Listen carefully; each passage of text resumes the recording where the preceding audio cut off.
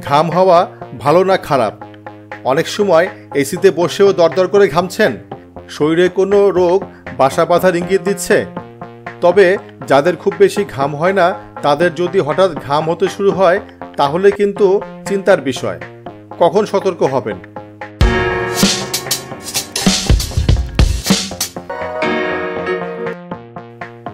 তাপদাহে পুড়ছে দেশ। দিন দিন তাপমাত্রার পারদ উপর দিকে উঠছে। প্রখর তাপে বিপর্যস্ত জীবনযাপন। গরম আবহাওয়ায় কিছুক্ষণ থাকলে অস্বস্তিকর ঘাম শরীর থেকে বের হতে থাকে, যা জটিল রোগে আক্রান্ত হওয়ার কারণ হতে পারে। বিশ্বের অধিকাংশ মানুষ অতিরিক্ত ঘামের যন্ত্রণা নিয়ে বেশ ভুগে থাকেন।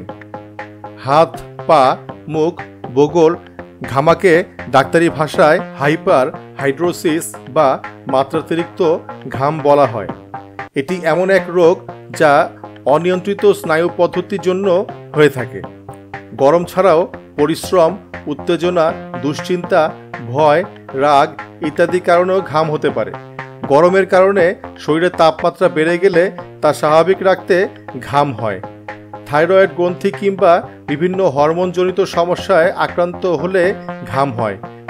শরীরে বাড়তি ওজনের কারণে অতিরিক্ত ঘাম হয়ে থাকে। শরীরে অতিরিক্ত পানি এবং খনিজ পদার্থ ঘামের সঙ্গে বেরিয়ে যায়। ঘামের প্রধান কাজ হলো শরীরের তাপমাত্রা নিয়ন্ত্রণ করা। শরীর ঠান্ডা করতে একটি গুরুত্বপূর্ণ ভূমিকা পালন করে এই ঘাম। ওজন নিয়ন্ত্রণে রাখতে, পিত্তাশয়ে পাথর হওয়ার ঝুঁকি কমাতে ও ত্বকে জেল্লা বাড়াতে ঘাম সত্যিই প্রয়োজনীয়। মানুষের শরীরে অ্যাক্রিন ও অ্যাপোক্রিন গ্ল্যান্ড নামক দুই ধরনের ঘামগ্রন্থি থাকে। রোদের কারণে শরীরের তাপমাত্রা বেড়ে যায়, তাই তাপমাত্রা স্বাভাবিক করে আনার জন্য ঘাম হয়। পাশাপাশি বিভিন্ন বিষাক্ত উপাদান বের করে দেওয়ার মাধ্যমে শরীরের প্রোটেকটিভ মেকানিজম হিসাবেও কাজ করে এই ঘাম। অতিরিক্ত ঘামের কারণ হতে পারে শরীরের ভেতরে কোনো দুর্বলতা। তাই ক্লান্ত শরীরে প্রচণ্ড বেশি ঘাম হলে সতর্ক হওয়া জরুরি। ঘামের বিভিন্ন কারণ থাকে। থাইরয়েডের সমস্যার কারণে অতিরিক্ত ঘাম হতে পারে। থাইরয়েডের মাত্রা বাড়লেও কিন্তু ঘাম হয়। উদ্বেগের সমস্যা থাকলেও অতিরিক্ত ঘামের প্রবণতা দেখা দেয়। সাধারণ কোনো কাজের সময়ও হাত পা ঘামতে থাকে, মাথাও ভিজে যায়। ক্যান্সার রোগীদেরও ঘাম হওয়ার প্রবণতা বাড়ে। ফলে অতিরিক্ত ঘাম ভেতরের অবস্থা বুঝিয়ে দিতে শুরু করে। ঘামের সমস্যা হতে পারে হৃদরোগের ক্ষেত্রেও। তাই ঘাম বেশি হলে শুরুতে সতর্ক হওয়া প্রয়োজন।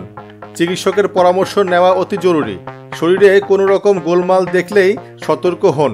শরীরের ভেতরে কোনো রোগ বাড়ছে তা নির্ণয় করতে পারেন চিকিৎসকই, তাই তাদের পরামর্শ নিন। যাদের ঘাম বেশি হয় তাদের নিজেকে সতেজ রাখার চেষ্টা করতে হবে। বেশি ঘামের কারণে কোনো ধরনের পোশাক পরেই বেশিক্ষণ থাকতে পারেন না তারা। দেখা গেল ঘেমে জুবুথুবু অবস্থা। শুধু কি পোশাক ভিজে যায়, সেই সঙ্গে ঘামের কারণে সৃষ্ট উৎকট গন্ধ তো রয়েছেই। কিছু কাজ আপনাকে এই অতিরিক্ত ঘাম থেকে মুক্তি দেবে।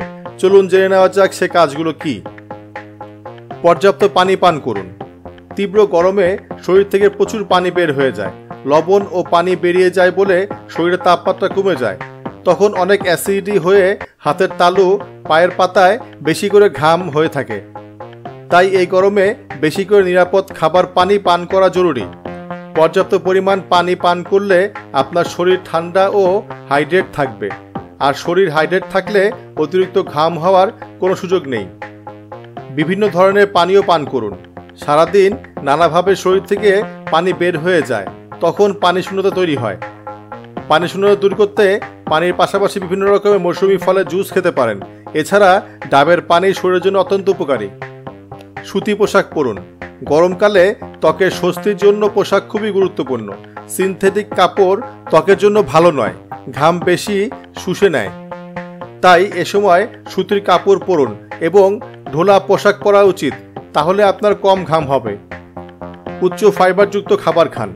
নিয়মিত খাবার তালিকায় শাকসবজি ও উচ্চ ফাইবারযুক্ত খাবার যেমন ওটস ও শস্যজাতীয় খাবার খাবেন। এতে হজম ভালো হয়। আর হজম ঠিকমতো হলে শরীরের তাপমাত্রা নিয়ন্ত্রণ থাকে এবং অত্যাধিক ঘাম হয় না।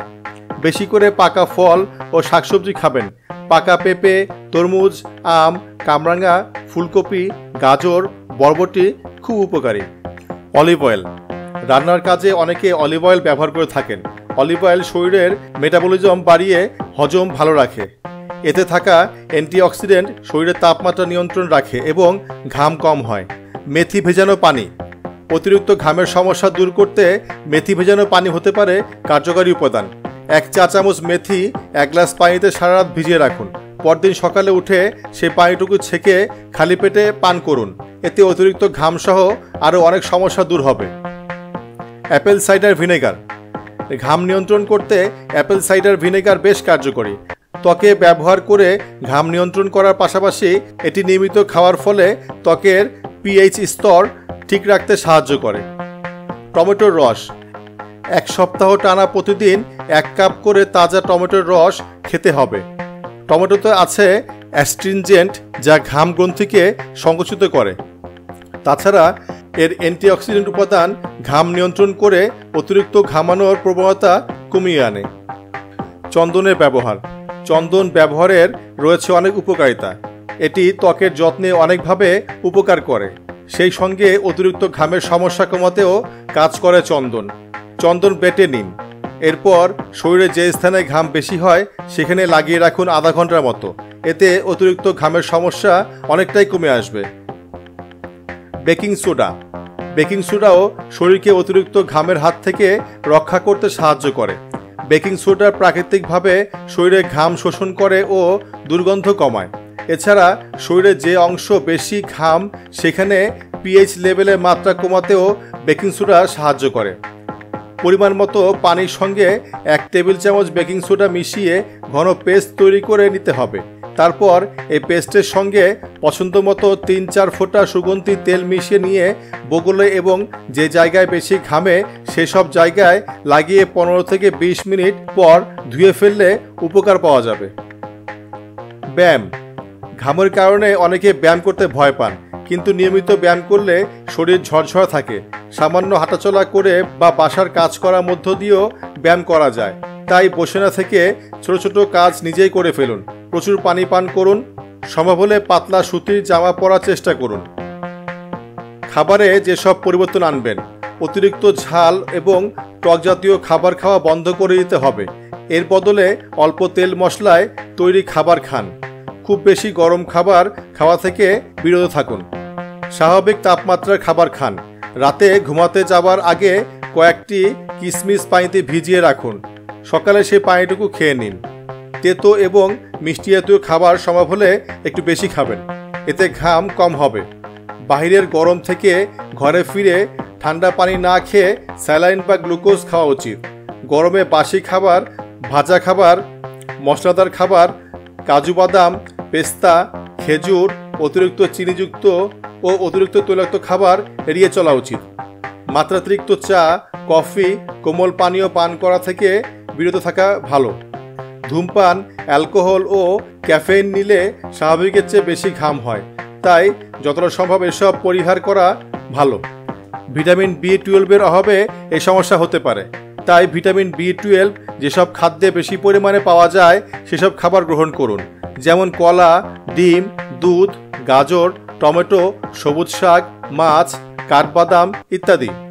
ভিটামিন B পরিবার যেমন B1, B2, B3, B5 যুক্ত খাবার। প্রয়োজনে ডাক্তারের পরামর্শে ভিটামিন B ট্যাবলেট গ্রহণ করুন। আয়োডিনযুক্ত খাবার যেমন অ্যাসপারাগাস, ব্রোকলি, টার্কি, গরুর মাংস, যকৃৎ, সাদা পেঁয়াজ, খাবার লবণ প্রভৃতি থেকে এটি হয়ে থাকে, তাই এগুলো খাওয়া থেকে বিরত থাকুন।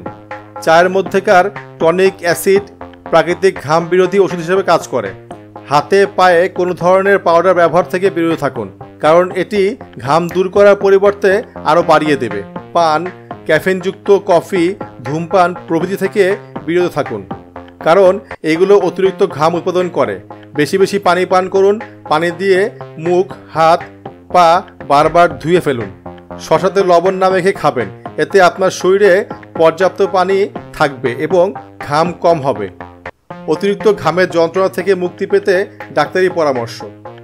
ঘামের বিরক্তিকর অবস্থা থেকে রক্ষা পেতে চিকিৎসা বিজ্ঞান মেডিসিনিকল ও সার্জিক্যাল দুই উপায়ে চেষ্টা করে কিছু ঘাম বিরোধী ক্রিম, ইনজেকশন, ইলেকট্রিক থেরাপি ও ড্রাই সেল বের করেছে। সার্জিক্যাল চিকিৎসা হিসাবে অতিরিক্ত ঘাম উৎপাদনকারী স্নায়ু বিশেষ অংশ কেটে ফেলে দেওয়া হয়।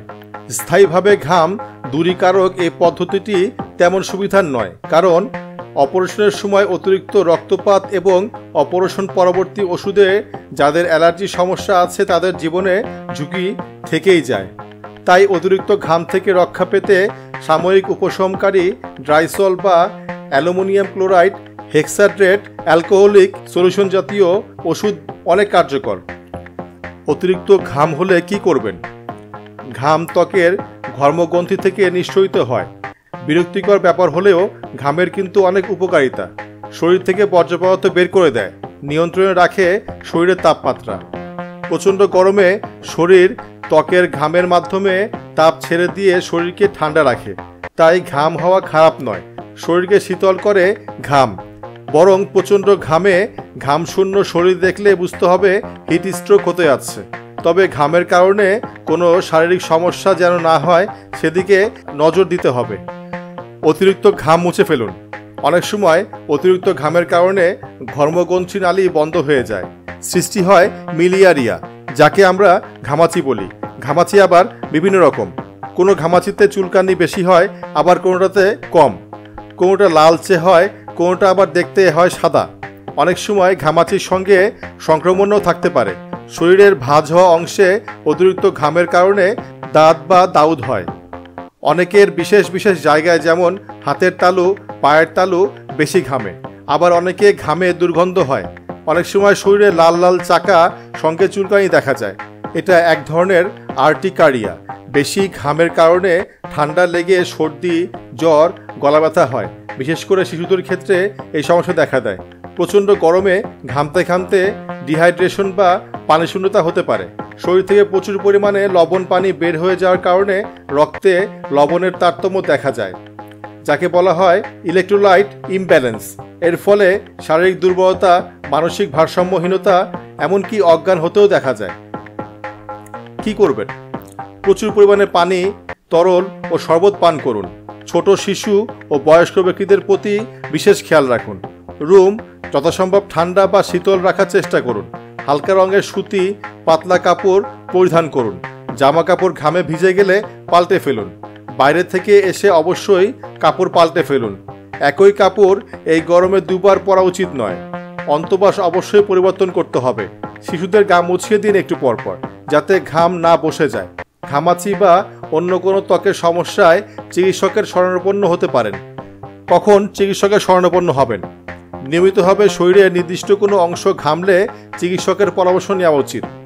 ঘামের সমস্যা যদি এত বেশি থাকে যে আপনার দৈনন্দিন কার্যক্রম বাধাগ্রস্ত হয়, তাহলে চিকিৎসকের পরামর্শ নেওয়া উচিত। এছাড়া হঠাৎ যদি ঘামের সমস্যা শুরু হয়, তাহলেও চিকিৎসকের পরামর্শ নেওয়া উচিত বলে তিনি মন্তব্য করেন। অনেক সময় কোনো রোগের ওষুধ নেওয়া শুরু করার পর পার্শ্ব প্রতিক্রিয়া হিসাবে ঘামের সমস্যা তৈরি হতে পারে। আর যাদের অতিরিক্ত ঘামের সমস্যা রয়েছে, তাদের ঘামের সমস্যা যদি টানা 6 মাস ধরে চলতে থাকে, সেক্ষেত্রে বিশেষজ্ঞ পরামর্শ নেওয়া উচিত। পারিবারিকভাবে অতিরিক্ত ঘামের সমস্যা থাকলে বা শুধুমাত্র নির্দিষ্ট একটি সময়ে, যেমন রাতে ঘামলে চিকিৎসকের পরামর্শ নেওয়া উচিত।